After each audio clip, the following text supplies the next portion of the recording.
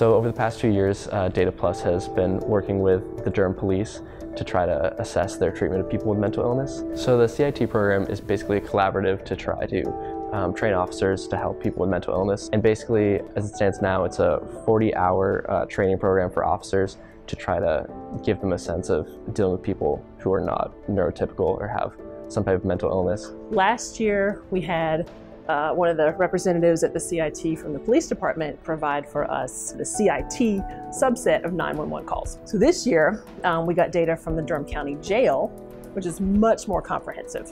We were able to get data from the 5 years before the crisis intervention team had come into existence, all the way up to the end of 2017. This year, we're looking at recidivism rates to see if the crisis intervention team, which they recently implemented in 2007, has been effective in helping people, especially with mental illness.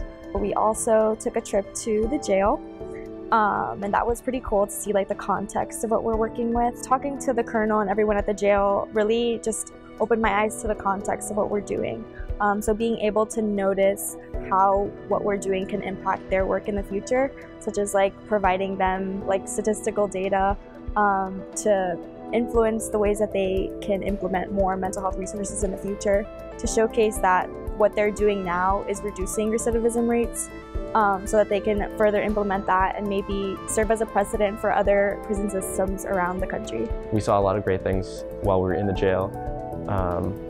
One thing that struck me was we saw a mural, which basically an inmate was very talented with painting and art, and so he painted a mural that depicted his incarceration and the outside world and moving into the prison system and the rehabilitative measures that they took while he was there. And then he started to paint his release into the world and how it had affected him.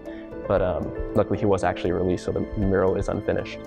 And so just little things like that, made it a lot more clear that what we're doing affects actual people with actual histories. And I think that it made the work we're doing seem a lot more powerful and a lot more meaningful.